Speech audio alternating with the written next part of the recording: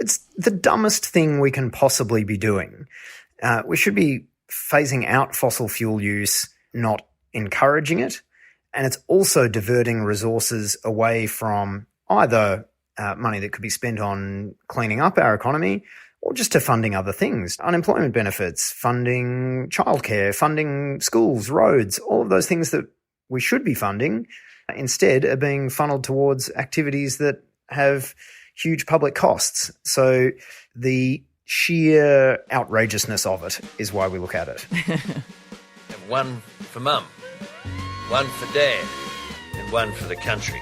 And there has never been a more exciting time to be an Australian. Budgets are about choices, Fran, and you show what you value through the choices you make. This is coal. Don't be afraid. Don't be scared. The Treasurer knows. I want an economy that works for people, not the other way around. We'll just end up being a third-rate economy, a banana republic. Just follow the money. G'day, and welcome to Follow the Money, the Australia Institute's podcast that explains big economic issues in plain English.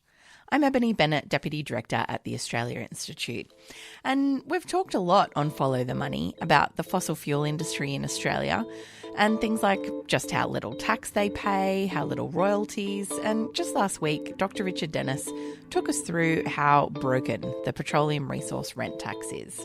But unfortunately, it doesn't stop there. Not only does the fossil fuel industry not really pay their fair share in tax, Australians actually pay them billions of dollars a year in subsidies. There's only 1 week to go before the Albanese government hands down its second budget. Your government allocated $1.5 billion for the Middle Arm Industrial Zone in Darwin Harbour. Middle Arm proposes petrochemical manufacturing using gas from the Beetaloo Basin. Territory government today gave a green light to the development of the onshore gas region, the Beetaloo Basin. But the decision is being criticised by traditional owners, environmentalists and scientists who warn of catastrophic damage to the climate. And open up another carbon bomb, potentially adding 20% to Australia's emissions. In reflections on the Australian Institute ads that appeared in the paper today, full page from 100 prominent Australians. I would ask those people who signed up in that advert to perhaps be a bit more practical and level-headed. One of the big things that needs to be done is to ditch the public money going towards a new gas plant and instead put that into building renewables. And it's time to end fossil fuel subsidies and stop the expansion of oil and gas exploration. Governments give subsidies to industries and companies all the time. They're really meant to be given to support industries when supporting them is in the interest of the Australian people. So it's a bit bonkers to think that our governments are giving billions of dollars in subsidies to an industry that's actively contributing to the destruction of the climate and doing harm to all Australians. So this week I'm talking to Rod Campbell, who, along with many other researchers here at the Australia Institute, has written a report looking into the size and scale of subsidies to the fossil fuel industry in Australia. G'day, Rod. G'day, Eb. Rod, this is the third report on fossil fuel subsidies in Australia we've done, is that right? Yeah, it's the third time that we've systematically gone through the federal and all the state and territory government budgets and put it all down in the same place. We've done a few earlier reports, particularly back in 2014, looking at state government assistance to the mining industry, and other organisations have had cracks at this. The OECD has a go, the IMF has a go. Historically, UTS have put out some good reports around the turn of the century. So this has been done before, but it hasn't been done exactly like this very often. The International Energy Agency, or IEA, published this report, which showed that fossil fuel consumption subsidies for 2022 had roughly doubled to well over $1 trillion. Okay, so it's an important subject that a few people have had a crack at. Tell us, how did the Australia Institute put this year's report together and what did you find? I guess a key point is that, and as you can gather from there having been different researchers have a look at this over time, a key thing is what people define as a subsidy. And so the IMF, the International Monetary Fund, its its numbers tend to include environmental costs. It has a crack at what that carbon price should be and what isn't being paid, and talks about air pollution and the damage that it creates. So it has a really big number. The Productivity Commission doesn't include any of those things. It has a much smaller number. But what we've done is go based on budget papers. So if it's in a government budget as a black and white solid number, then we put it in. And if it's not, if it's something like climate damage, it's not that isn't important. We're just not using it within our definition of subsidy. So I guess what we're trying to talk about is what's within government budgets. What funding could governments recover or redirect away from making the climate problems worse into ways that they could be made better. And what were the findings this year, Rod? What's the scale of fossil fuel subsidies in Australia? Well, I'm afraid the news isn't good, Eb. You'll be shocked to hear. Shocked. So the shocking new findings are that $57.1 billion worth of assistance to the fossil fuel sectors is baked into our budget over this year and the next 3 budget years. And that's actually an increase on our estimate last year of $1.8 billion. So this is getting worse, not better. Oh, dear. And so what kind of things does that cover? What kind of subsidies are we talking about in here? Yeah, so the big one in there is what's called the fuel tax credit scheme. And this costs the budget a bit over $7 billion a year. That makes it one of the most expensive programs that the federal government has. It makes it more expensive than the money we spend on the army. Not quite as much as we put into childcare subsidies, but it's a serious chunk of change, over $7 billion. And that is the money that we pay back to the coal industry, the wider mining industry, big parts of the trucking industry, big fossil fuel users, in some case fossil fuel producers. We pay them back whatever fuel excise they have paid to the government on the fuel that they've used.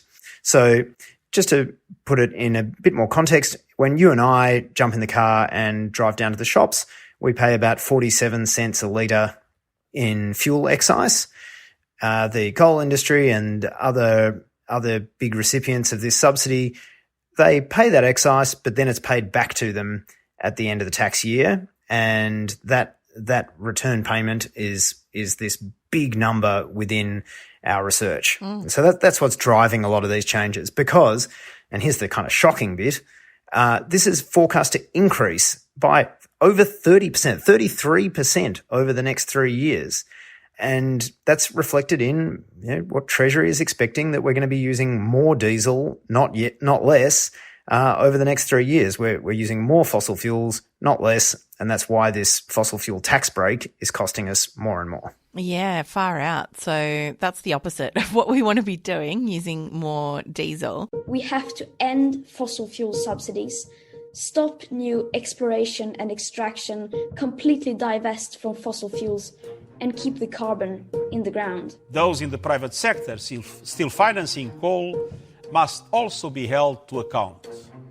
Their support for coal not only would cost the world its climate goals, it's a stupid investment, leading to billions in stranded assets. Stop aiding and abetting the climate criminals, those fossil fuel companies who are in receipt of obscene subsidies at the very same time that so many of our friends and families can't actually afford to put food on the table. But I'm also just shocked at that figure. Was it 57 billion over the next couple of years? Yeah, that's right. So this year and the next 3 budget years, 57.1 billion is all of the assistance measures that all of the state, territory and federal governments will provide to fossil fuel producers and major users. Of that 57 billion, about 39 or 40 billion of it is this fuel tax credit scheme. So it's the big bulk of the subsidies. It's the big bulk of it.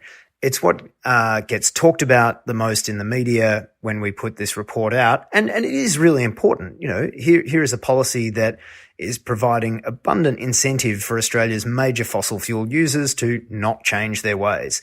It's continuing to subsidise the major use of fossil fuels, climate impacts, and also air quality impacts as well. There's some interesting government analysis going on that at the moment as well. But I guess from my perspective, that $40 billion, it's sort of 80% of our number here, but it sort of is 5% of our report, if you like. Australia Institute researchers put a lot of time into filling out the rest of it, and the other stunning 65 pages of the report. There's plenty more in there aside from the fuel tax credit, although it is the King Kong of the fossil fuel subsidies in Australia. And what kinds of other subsidies are we talking about here? Yeah, so state and federal governments pay to build infrastructure that gets used either partly or entirely by the fossil fuel industry. And I think worse still, where either lending money or in other ways directly funding the development of at least one new gas project. The Queensland government is directly funding the development of a new gas project. The federal government is lending money to a new coal mine. And to be clear, the United Nations, the world's climate scientists, the IEA, people could not be more clear that we can't be opening new gas or new coal anywhere. We can't. Shouldn't be doing it. But that's what we're doing. We're giving public funding to these things, subsidising them. Yeah, absolutely. And one of the most controversial and maybe best known in this year's report is the $1.9 billion that we are giving to, or the Commonwealth Government is buying equity in, a petrochemical hub in Darwin. And the point of that is to provide a demand centre, I think that's actually the NT government's words, a demand centre for fracked gas in the Beetaloo Basin. So $1.9 billion of federal money is going to try to subsidise the demand for new gas supply that otherwise isn't even needed to come out of a new gas field that every scientist on the planet is telling us that we shouldn't be developing. God. It's pretty crazy. Your government allocated $1.5 billion for the Middle Arm Industrial Zone in Darwin Harbour. Middle Arm proposes petrochemical manufacturing using gas from the Beetaloo Basin. Well, the Australian Government invests in projects such as the Middle Arm Precinct in an important way of setting up our economy for a sustainable future. Instead of funding any particular companies or particular industries, we're actually investing in common use enabling infrastructure. We do that across industrial precincts across the country. And I guess a key point here is that, this idea didn't come out of nowhere. This had been floating around, not really named, but this had been floating around in some of the previous governments' dodgy files of the gas-fired recovery. Oh, that old chestnut. Yeah, remember the gas-fired recovery? Well, it didn't just because Angus Taylor has to a large degree disappeared from the public view. Of course, he's still a prominent member of the opposition, but for most normal people who don't follow politics like we do, for most normal people, I hope that Angus Taylor has largely disappeared from view. Unfortunately, some of the ideas that he created, such as the funding for a major petrochemical hub in Darwin, still exist. And so the Albanese government has stamped out some of the dodgiest, stupidest, most ridiculous and most blatant fossil fuel subsidies that Angus Taylor and friends had inserted into previous budgets. But the key ones are still there. This $1.9 billion for the Middle Arm petrochemical hub is still there. Hundreds of millions of dollars, about 200 to be precise, to build roads specifically for the gas industry. That's still there. We're still building the Kurri Kurri gas-fired power plant. All of these super dodgy ideas that the previous government put up, they're all still there. They're all still on the books.